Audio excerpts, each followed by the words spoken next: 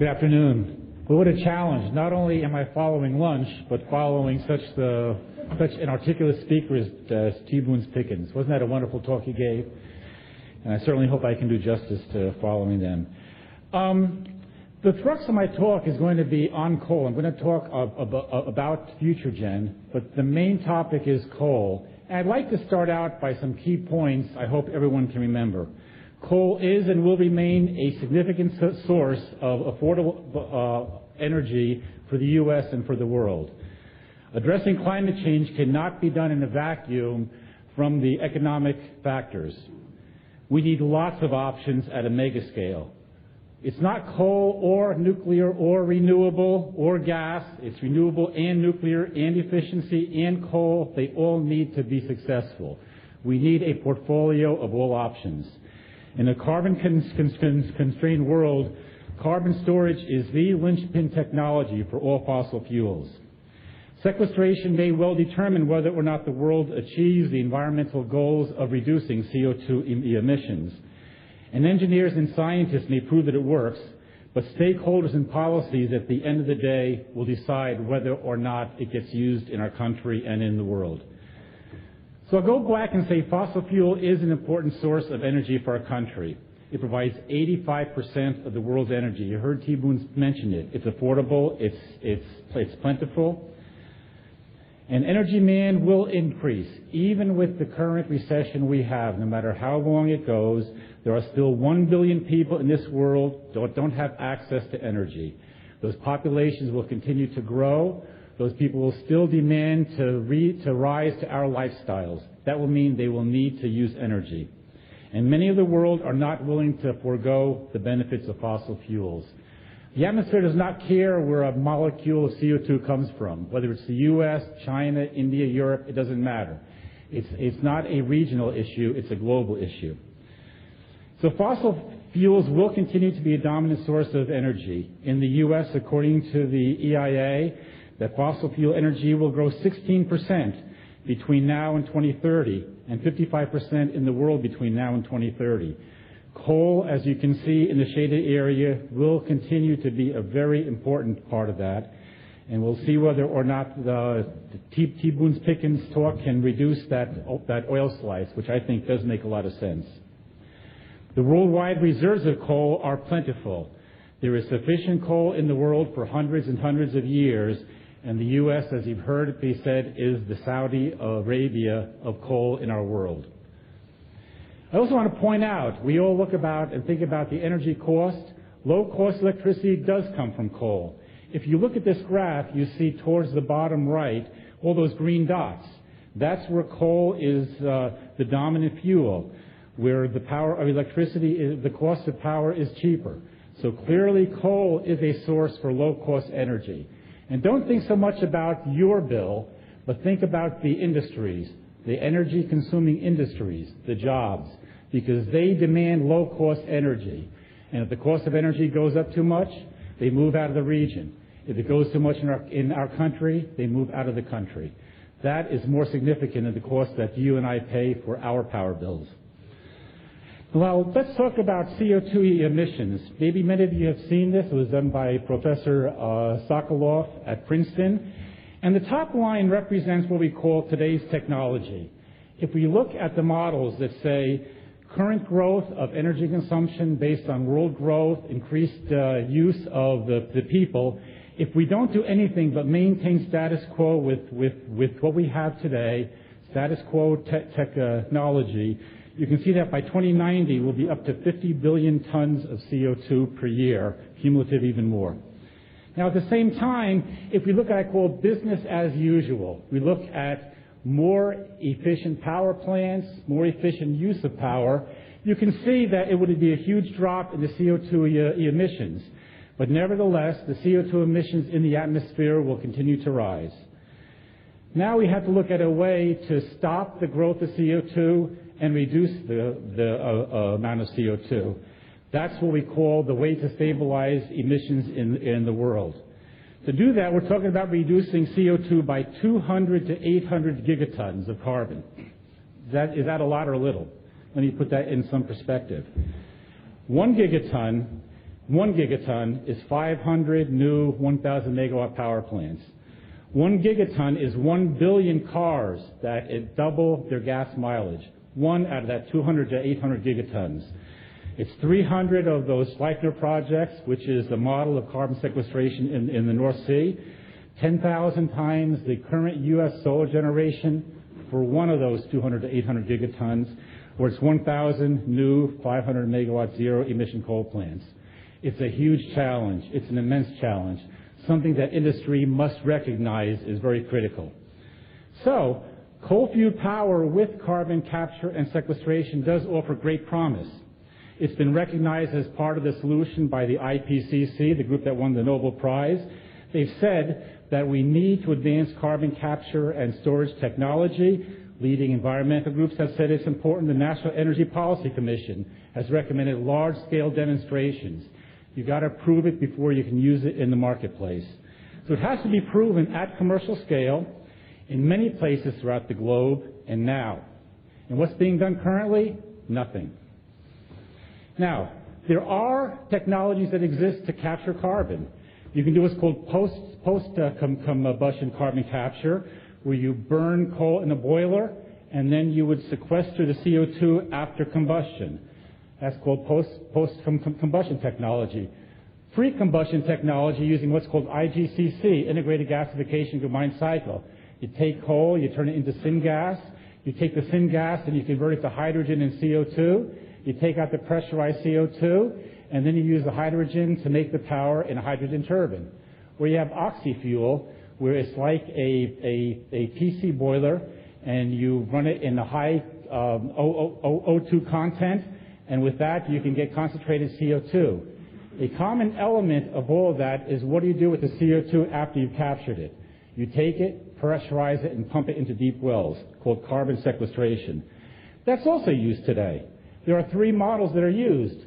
One is for coal bed methane. You take CO2, you pump it in an old coal bed, and up comes the methane, which is CH4. You can use that like natural gas.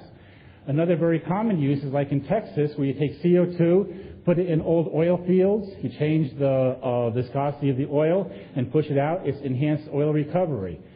But the most common use of carbon sequestration as we go forward is like what you do with fly ash from a power plant now. It really does not have a use where you can get a value out of it. You take it, you pump it into a deep saline formation 2 miles beneath the earth. You find a section where it's porous. It's not a cavity, but it's a porous section that's topped by caprock, and you inject it in that area. Once again, these are all being done in different phases throughout the world. There's plenty of storage capacity for carbon sequestration. This graph shows the abundance of it. One study says that you have more than 1,500 years for carbon storage just in the U.S. But I want to emphasize that's very regional. That's not even throughout the whole world. Here in the Washington area, the geology is not that good. So it would be difficult to inject CO2 here in this area. In the Midwest, there are some very robust formations. In Texas, the Permian Basin, a very robust formation. So it depends upon the geology of where you can inject the CO2. But it must be proven. The FutureGen project, which I'll touch on in a second, goes through these steps. If you want to inject CO2, you characterize a site. You do some desktop studies, look at existing well data, and say, can I inject it there? Then you characterize it. You do 2D seismic, 3D seismic, you drill wells, then you take that and you model it. After you've modeled it, then you can go and go through the design permitting of the well. Of course, before that, you have to go through legal work. Who owns the property rights? Who owns the mineral rights? How big is that plume going to be where you inject it? On FutureGen project, we spend over $1 million over a year period just to resolve the legal issues associated with that. Then once you do that, you inject it, you do the operations and monitoring it. Then you do the post-injection monitoring. You go and calibrate the model from it. And by now, like with FutureGen, you've gone to closure, and it's 2018, almost 8 years. This is a big step. A 1,000 megawatt power plant would inject something like 2.5 million tons per year of CO2. And I question whether or not society would be willing to embrace that until you've gone through this step and have done it. While carbon sequestration is so critical for the advancement of being able to continue to use coal while reducing CO2 emissions, I doubt that we would be able to use it wide scale before you've gone through all these tasks at least once. I also want to point out, while I say that the technology exists, the efficiency penalty is high. You're talking about roughly a 30% efficiency penalty right now when you capture and store CO2. If you have a 1,000 megawatt plant, you only get 700 megawatts out of that plant. So you need 30% more power plants, 30% more coal in order to make the same amount of power when you include carbon capture and sequestration. The cost is also very high too.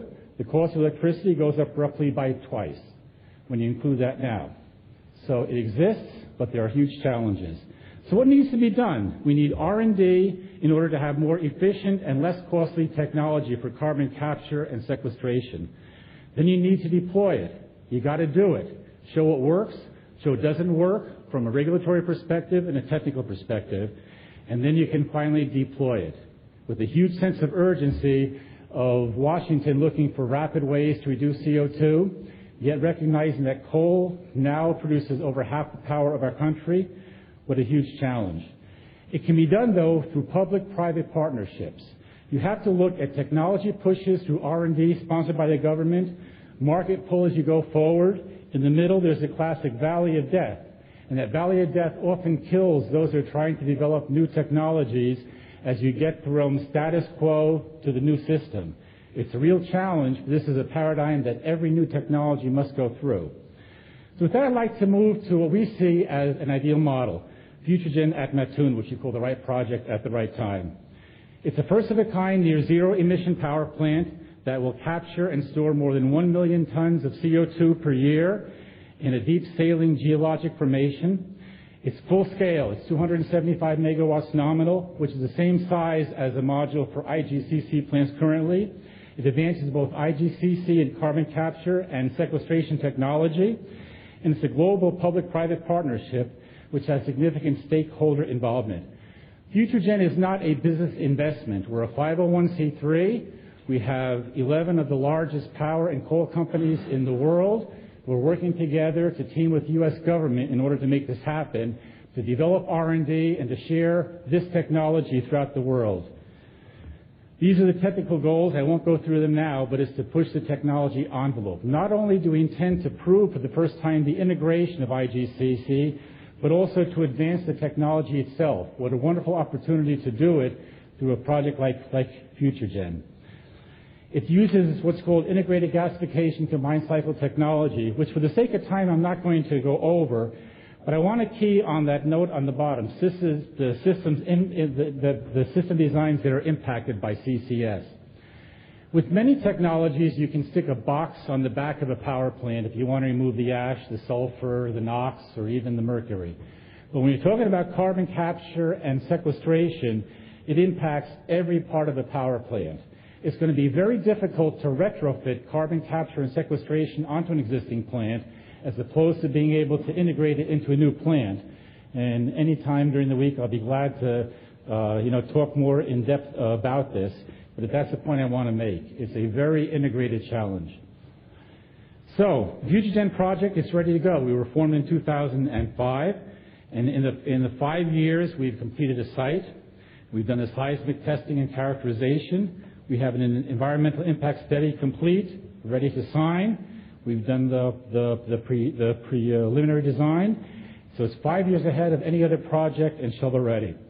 We were going ahead full speed. When we announced the site, there was a competition between Texas and Illinois for the final site.